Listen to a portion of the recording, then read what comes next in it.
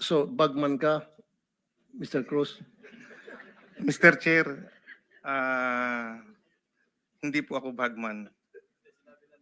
Ni Bryce yan last time. Inamin na niya, no? Gusto mo, magsapukan kayong dalawa. Sen, ikaw po nagsabi na bagman siya. Kinonfirm ko lang po. Kinonfirm mo, pareho na lang yon. Opo, salamat po, Your Honor. Kinonfirm at saka sinabi, parehas lang yon. Opo, I mean, hindi po sa akin nanggaling yun, Your Honor. Okay. Kung bagman ka, magkanong laman ng mga bag na pera na daladal mo palagi para ipansugal nitong si Your Bryce at Honor. mga kasamahan?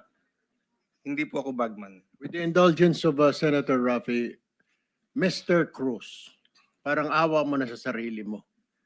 Nanumpa ka na magsasabi ng katotohanan. Sinabi na nga ni Mr. Bryce na bagman ka, kinonfirm na nga. Patuloy ka pa nagsisinungaling. Sandali, Gusto mo bang mailaga ka sa kulungan? Sandali, Dr. Arvina. Okay. Ganito, bigyan kita ng last chance. Last chance. Kung hindi, ipakukulong kita. Ipapakontempt kita ngayon. Last chance. Bagman ka o hindi? Your Honor, hindi po ako bagman. Negosyante po ako, Your Honor. Kinonfirm ni Bryce na ikaw ay bagman at magkakilala kayo. So bakit niya i-confirm na ikaw ay bagman kung hindi naman talaga? Last chance. Dahil kung hindi, I will cite you in contempt, Mr. Chair. Shokos pala. Si Shokos kita. Explain. Why I should not file you in contempt? Your Honor, kaya lang po ako natawag na bagman na hindi naman po talaga ako bagman ni Mr. Chair. Yung pong Alcantara. Kaya lang po ako natawag na bagman ni Senator Ping dahil po doon sa mga sasakyang ipinangalan sa akin. Hindi si Senator Lacson ang sabi na bagman ka, si Alcantara nagsabi at kinumpirma ni. Hindi po si Alcantara ang nagsabi. Yung tambayan, bahay mo yun, property mo yun, ano? Yes, Mr. Chair. Okay, thank you. Okay. Tambayan, yung dalahan ng pera, hindi ba? Mr. Chair, Tambakan ng pera. sa pagkakatanda ko po, sa pagkakaalam ko po, Mr. Chair, ang isang beses ko lang po sila nakitang nagdala sa sinasabi pong bahay ko po. Kaya nga, kung bagsakan ng pera yung isang establishmento na pag-aari mo, then it's tantamount to you being a bagman.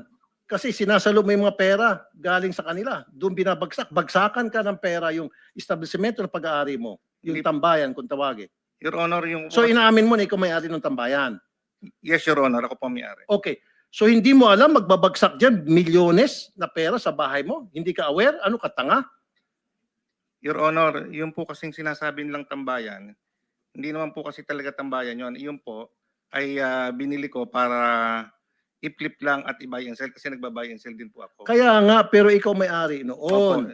At yung lugar na yon, yun ay bagsakan ng mga salapi. Your Honor, gaya nga po ng nasabi ko, sa pagkakatanda ko po, isang beses ko lang po nakitang merong pera doon. Magkano yung isang beses lang, kuno, sabi mo? Na binagsakan ng pera yung tambayan. Your Honor, hindi ko po alam kung anong total no kasi hindi naman po ako kasali sa opisina nila. So hindi mo man lang ini-inquire na baka illegal na yun, baka pera galing sa droga yun, o baka pera na galing sa pang-hold up yun sa bangko? Your Siyempre mag-inquire ka.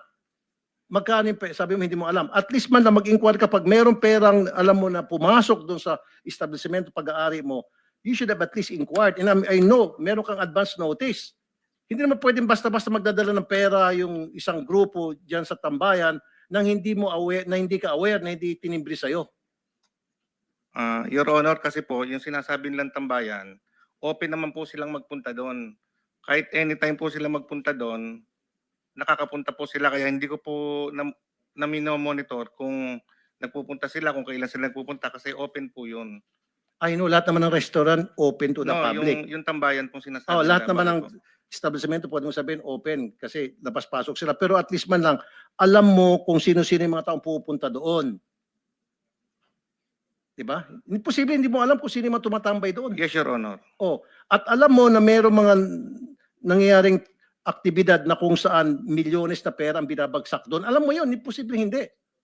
Your Honor, gaya nga po nung nasabi ko, isang beses ko lang po nakitang nagdala sila doon. Kagaya nga po ng gusto kong sabihin sa inyo, pagkakita ko po kung anong yung isang instance po na yon ay pinagsabihan ko sila na wag na silang magdadala doon. Oh, Talaga so po. pinagsabihan mo. Opo. Okay. Yung mga pupunta doon sa tambayan, ito yung mga taga-DPWH.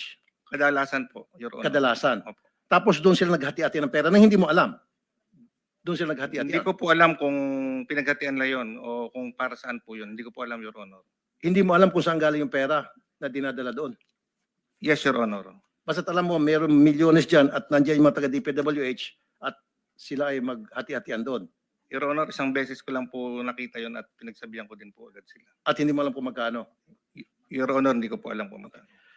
Bryce, nakapunta ka sa tambayan? Opo, Your Honor. Ilang beses na ginawang bagsakan ng pera yung tambayan sa maalala mo?